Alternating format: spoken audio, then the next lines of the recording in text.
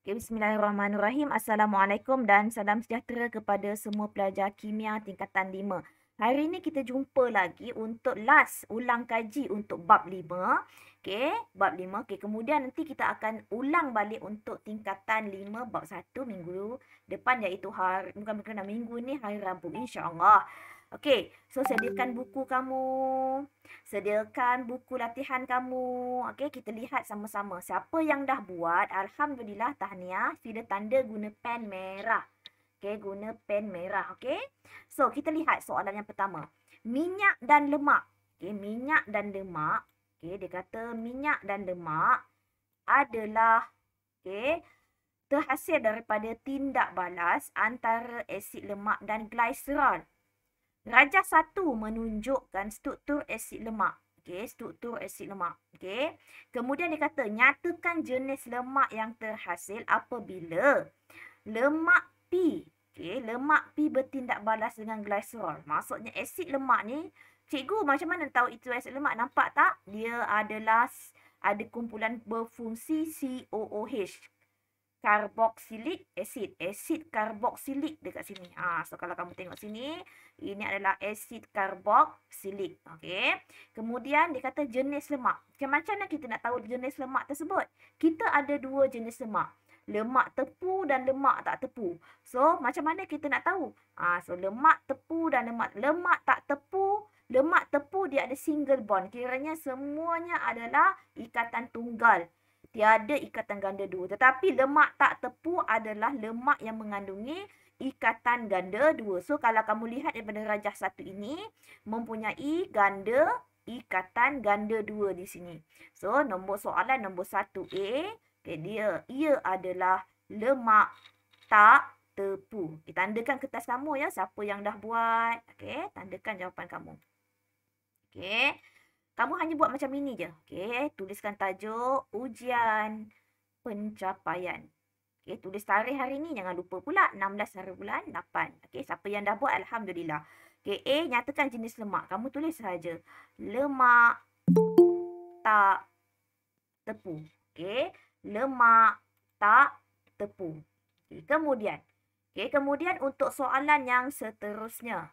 Okey, soalan yang seterusnya. Kita lihat ya soalan yang seterusnya. Okey. B. Okey, tulis cantik-cantik tulisan. Bagilah nanti bila nak belajar senang hati. Okey. Minyak atau lemak yang mengandungi asid lemak P lebih mudah dioksidakan dan apabila rosak. Okey, dan rosak apabila terdedah kepada udara. Terangkan kenapa. Sebab kalau kamu lihat dekat sini dia ada ikatan ganda dua. So, kalaulah ada ikatan ganda dua, macam kita belajar alkina, alkana. Kalau alkina tu dia mudah untuk bertindak balas. Ingat tak? Penghidrogenan ke, pengoksidaan ke, hydration ke, semua hidrasi ke, semua dia boleh buat tindak balas. Sebab apa? Sebab ada ikatan ganda dua. Tapi kalau alkana, ingat tak cikgu ajar? Alkana dia hanya boleh dalam UV saja. UV. Penambahan. Dia bukan, dia adalah, dia tiada boleh buat tindak balas di kerana apa? Sebab dia tiada ikatan ganda dua. Okey. Kemudian kamu lihat kat sini. Okey, macam mana kamu nak buat? Okey, kamu buat jawapan kamu. Tulis ya sama cikgu dia ataupun semak. Siapa yang ada tulis ikatan ganda, kamu tak ikut kata saya punya ayat pun tak apa, asalkan ada point dia. Nanti cikgu tunjukkan. Ikatan ganda dua. Kamu ada cakap ikatan ganda dua dah dapat markah. Okey, ikatan ganda dua, asid lemak. Okey, ikatan ganda dua, asid lemak P. Okey, asid lemak P bertindak balas.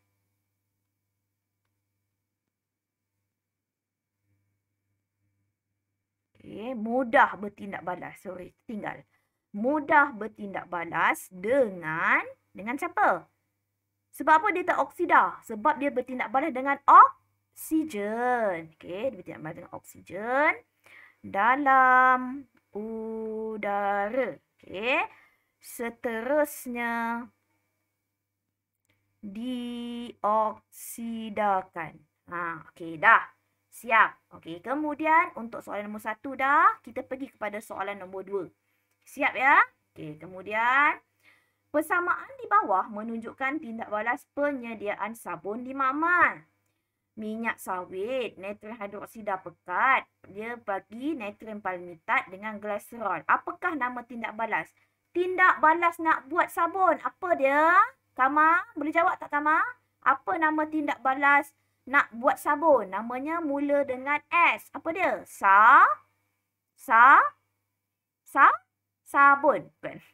Saponifikasi. Okay, bila dia suruh namakan sahaja, penamaan, ejaan kena betul. Contoh. Contoh kamu tulis sini Safo. Kamu tulis F. Namanya dalam bahasa Melayu, dalam bahasa ni dia tulis saponifikasi. Kamu buat saponifikasi. Salah. Ingat ya? Okay, kita pergi kepada soalan nombor 2. Okay, nombor 2 senang je soalan ni. Tak susah pun. Apakah siri homolog? Okay. Siri homolog tu maksudnya dia apa? Ester ke? Alkohol ke? So, untuk sabun, kalau kamu tengok minyak, tindak balaskan dengan alkali. So, dekat sini dia akan dapat sabun. Okay, dengan glycerol. Apa siri homolog untuk minyak sawit? Tapi dia nak minyak sawit, anak-anak semua. So, minyak sawit. Okay. Ingat tak macam mana nak dapat minyak sawit? Dia daripada asid lemak. Tindak balaskan dengan siapa? Alkohol kan? So, kamu akan dapat ester. So, siri homolognya adalah ester. Okay, tandakan ya. Siapa yang dah buat, tahniah kepada pelajar yang dah buat. Rajin kan rumus semua. Okay, pencuci. Okay, yang nombor 9, nombor 3 tentang pencuci. Okay, kamu dibagi 2 keadaan. Okay, salah, tertinggal. Seorang murid ingin menyediakan sabun kalium palmitat. Kalium. Apakah alkali yang digunakan? So, alkali yang digunakan, ini natrium ni tukar kepada perkataan kalium. Tukar kepada perkataan kalium. So, namanya kalium hidroksida. So, soalan nombor B. Kalium hidroksida. Siap. Okey. Ingat tak yang kelas kit yang cikgu bagi hari tu ramai yang tak dapat jawab. Okey. Ramai yang salah. Dia tetap bagi natrium hidroksida. Padahal dia bagi dekat sini dia dapat kalium palmitat. So dia trick kamu dekat situ. Okey. Soalan nombor 3 pula. Okey. Rajah 2 menunjukkan hasil cucian baju yang mempunyai kotoran bergris. So dia ada 2 ejen pencuci. Satu A, satu B. So kalau kamu tengok yang A ni dia ada sulfonat. Ingat tak yang ini untuk apa? Hanya untuk deterjen. Yang ini untuk dia tak ada air, sulfate ke, tak ada benzin ke, dia adalah sabun. Okay, kemudian dia tambahkan dengan air liat dengan ejen pencuci A. So, apakah keputusan kamu dapat? Kotoran bergris akan tanggal. Betul lah. Kalau deterjen dalam air liat, kotoran akan tanggal. Tapi kalau sabun dalam air liat, dia tak tanggal. Masih lagi dapat kotoran. Sebab apa? Ingat tak cikgu ajar? Terhasilnya garam yang tak larut itu siapa namanya? Kekat. Cikgu nak ingatkan kamu balik. Kekat. Okay? So, dalam bahasa Inggerisnya scum. Gitu. Okay. Nyatakan jenis ejen. Okay, cikgu dah namakan dekat atas ni. Cikgu tak namakan. Cikgu namakan jenis je. Kalau dikata jenis, kamu namakanlah. Jenisnya apa? So, untuk soalan ini, senang sahaja. Nombor 3A. Okay, nombor 3A, kamu cakaplah. Pencuci A siapa? Apa namanya? Cikgu dah tuliskan tadi jawapan A. Dia apa tadi? Deterjen. Senang kan? Tak susah pun jawab. Tapi cikgu nak menunggu jawapan daripada anak-anak semua. Sabar je lah. Macam menunggu durian jatuh. Okay. Pergi kepada soalan nombor B. Deterjen lebih. Cikgu, macam mana cikgu tahu? Ingat, kalau sabun dia ada karbon, hidrogen, oksigen sahaja. Ingat tu. Dia tak ada yang sulfur ke benzin ke, tak ada.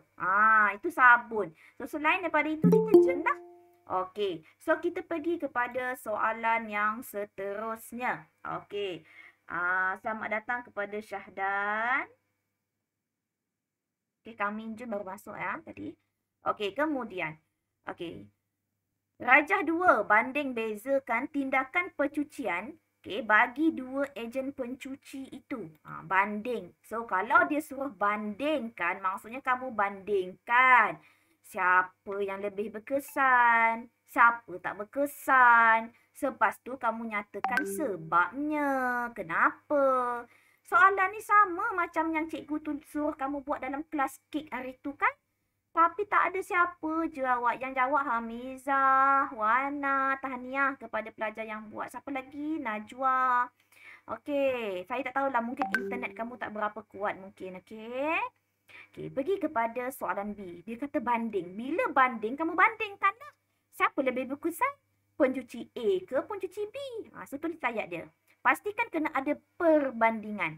Kalau kamu tak tulis perbandingan, kamu tak akan dapat markah ya. Tindakan pencucian, ikut cikgu cakap ni. Bahan pencuci A lebih berkesan, tulislah.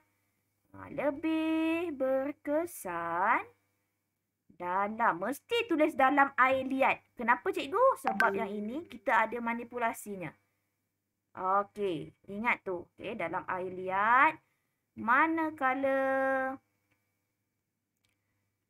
pencuci B kurang berkesan dalam air liat. Ada tak cikgu bandingkan? Ada tak? Ada. Cikgu cakap tentang pencuci A dan pencuci B. Dalam mana? Air liat. Kena cakap. Okey. Dah ke jawapan ni? Belum. Belum lagi. Okey, kamu cakap. Bagi tahu air liat tu, dalam air liat ada apa? Okey. Najwa dengan Hamizah, tolong tengok kamu punya jawapan. Ada tak, Hamizah? So, air liat mengandungi apa? Ada dua saja ion. Sama ada ion kalsium dan ion magnesium. Kenapa kalau ada ion kalsium dengan magnesium? Dia akan menjadikan apa? Ingat tak? Garam yang tak larut. Apa namanya tu? Kekat. Sebab kekat itulah dia tidak buatkan di sabun bertindak berkesan. Di dalam air liat. So kamu cakap macam ni. Anion bahan pencuci B tadi apa? Sabun. Sabun bergabung dengan ion-ion itu dan membentuk kekat, scum, iaitu garam yang tidak larut. Dah ke? Dah siap ke? Belum lagi. Cakaplah. Bahan pencuci A tidak membentuk kekat. So kalau kamu lihat jawapan saya ni, kamu ada perbandingan. So kamu akan dapat point nombor 1. Kemudian kamu ada bagi tahu mengenai kehadiran ion kalsium dan magnesium dalam air liat. Kamu dapat point nombor 2. Kemudian kamu cakap tentang kekat. Point nombor 3. Kemudian kamu dapat point nombor 4. Tentang bahan pencuci A tidak akan membentuk kekat. Boleh ya? Boleh ya? Nampak ya? Boleh nampak kan? Tak apa. Cikgu bagi masa. Salin dulu. Teknik.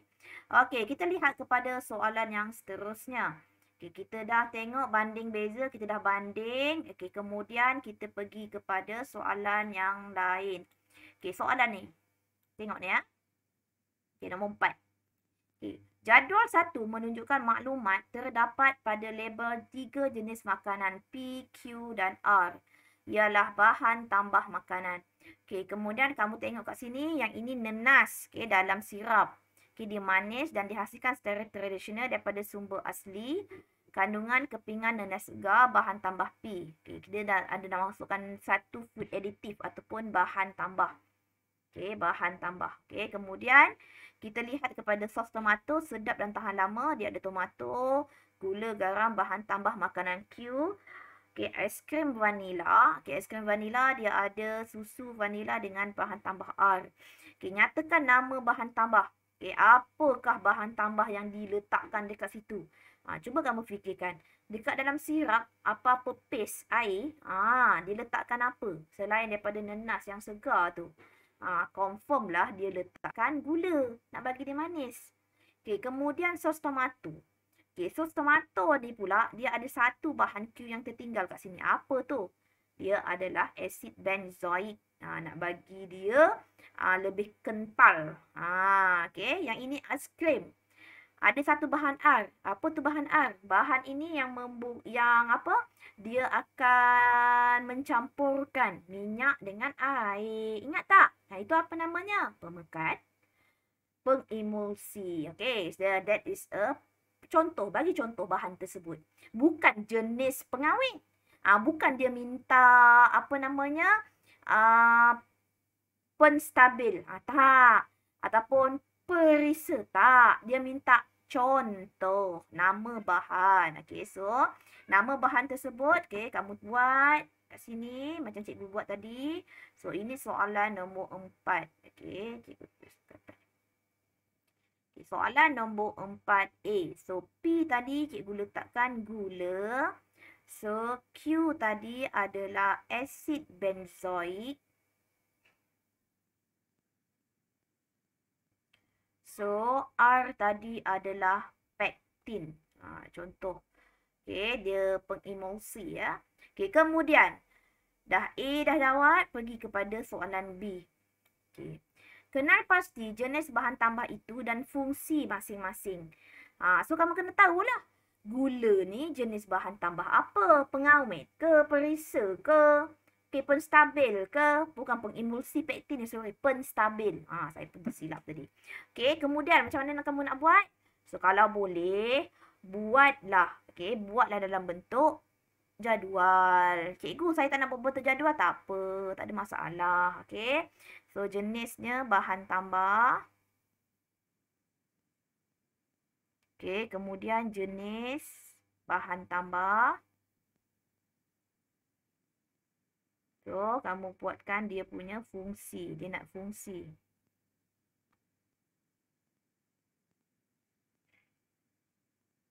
Okay. Kemudian, bahagi 2. Okay. Bahan tambah, contohnya P. Okay, kamu namakan dia P. Okay. P tu adalah sejenis pengawet. Contohnya, cikgu saya nak letak dia sebagai pengawet. Boleh? Okay. Ataupun perisa. Betul tak? Macam perisa juga. Okay. So, pengawet.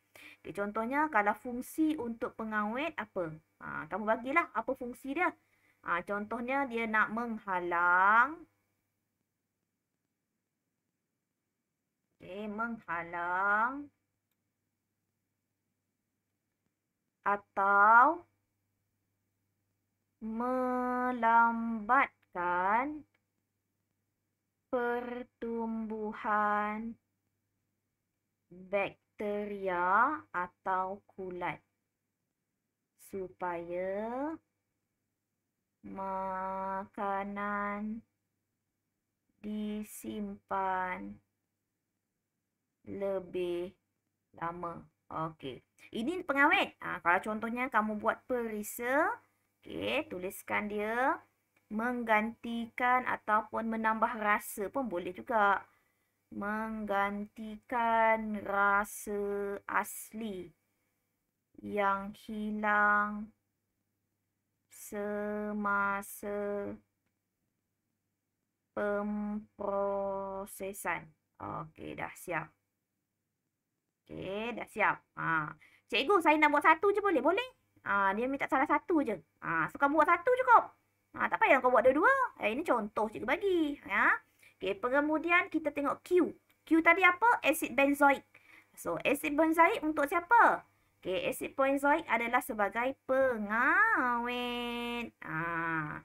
So, kamu boleh salin ayat yang dekat atas tadi. Apa fungsi dia? Okey, untuk apa tadi cikgu cakap? Pengawet menghalang atau melambatkan pertumbuhan bakteria atau kulat. Okey, supaya makanan disimpan lebih lama. Okey, tulis ya. Cikgu boleh tulis, takkan kamu tak boleh tuliskan? Tulis sama-sama cikgu. Okey. Cikgu sebabnya cikgu nak ajak kamu semua belajar sama-sama. Saya tak nak kamu untuk tangguh kerja. Kalau kamu tangguh kerja, nanti lagi banyak kerja kamu kena buat. Lagi banyak kamu akan stres. Okey. R tadi penstabil. Pektin tadi penstabil. Maksudnya dia akan memberikan tekstur yang seragam atau licin. Okey, dah. Siap. Okey, boleh salin. Ambil masa dulu. Ataupun siapa yang semak. Okey. Jadual 2 menunjukkan maklumat tentang dua jenis ubat antimikrob. Apa itu antimikrob? Antimikrob tentang antibakteria lah daripada jangkitan bakteria ataupun mikroorganisma. Okey, kita ada ubat X yang mana disapu pada luka atau kecederaan. Okey, ubat X satu lagi tidak boleh dimakan. Okey, Y digunakan untuk batuk kering dan radang peparu. Okey, soalannya, namakan jenis ubat X dan Y. Namakan jenis ubat. Okey, kemudian kamu kena, apakah tindakan yang perlu diambil untuk memastikan pengambilan ubat ini berkesan. Kita dah belajar. Kalau antibakteria ni, antimikrob ni kena habiskan semua. Betul? Okey. So, yang pertama, dia suruh namakan jenis. Dia tak bagi secara contoh. Dia kata jenis. So, kalau jenis kat sini, kalau dekat sini, dekat luka. So, luka kita letak apa? Antiseptik. Kalau yang ini untuk makan. Makan. Itu namanya anti apa? Antibiotik. Betul tak Hamizah? Kamu punya jawapan. Hamizah dengan Najwa. Betul tak jawapan awak? Okey, kamu buat macam ini. 5A. So, buatlah ubat X. Antiseptik. Ubat Y. Antibiotik. Dah siap. Dapat 2 markah. Okey, kemudian apakah tindakan? So, apakah tindakan? So, ubat yang mana yang perlu kamu habiskan? Takkanlah antiseptik kena habiskan. Yang mana satu? Ubat X ke ubat Y?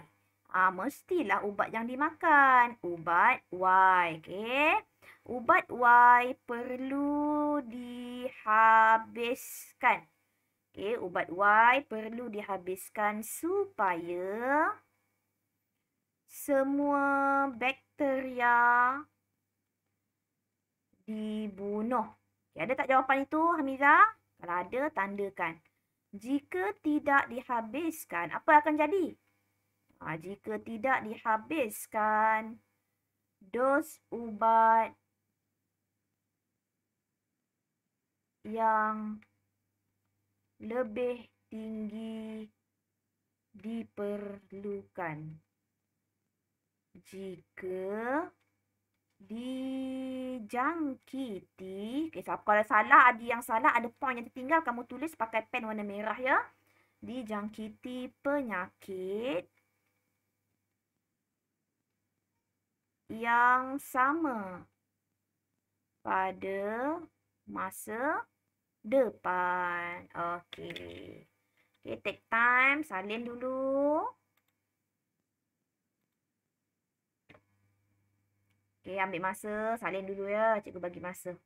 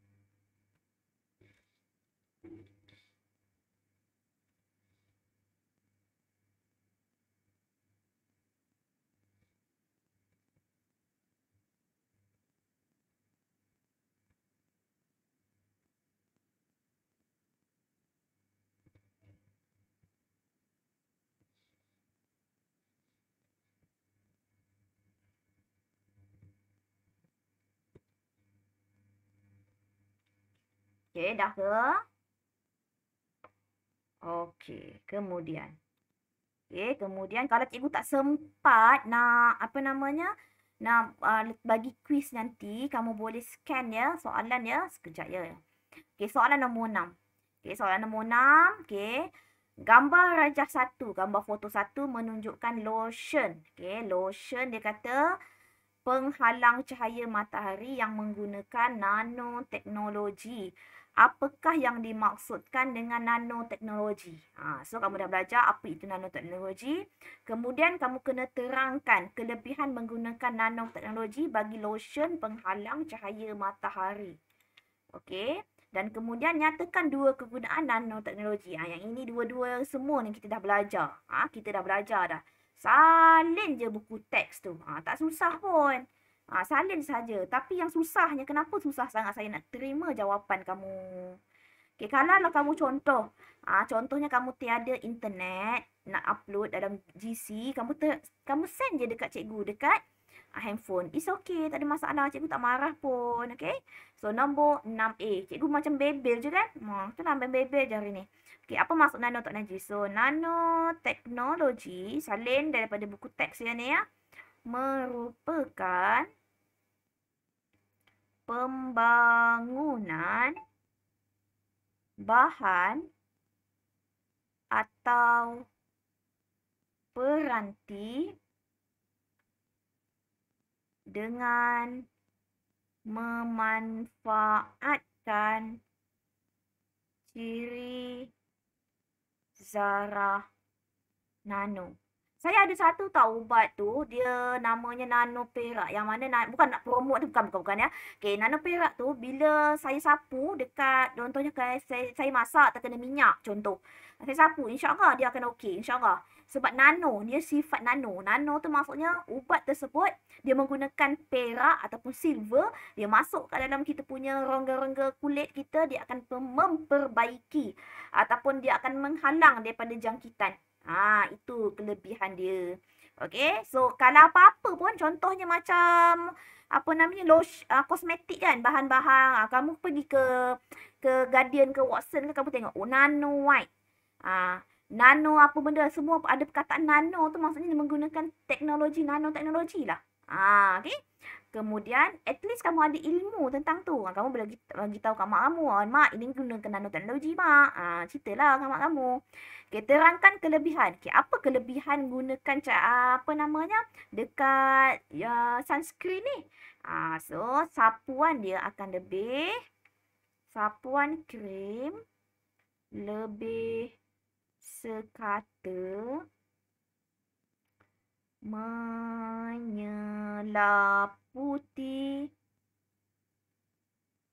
kulit untuk perlindungan yang lebih